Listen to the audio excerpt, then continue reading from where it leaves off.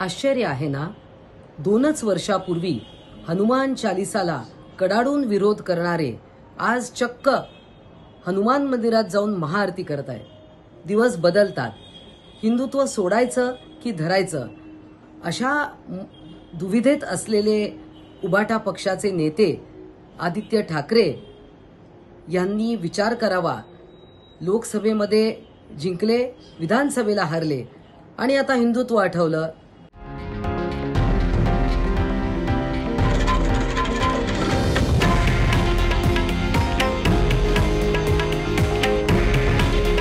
हे आहे देशातील नंबर 1 न्यूज नेटवर्क आणि आपण पाहत आहात TV9 मराठी. काळजी तुमची, हित महाराष्ट्राचं.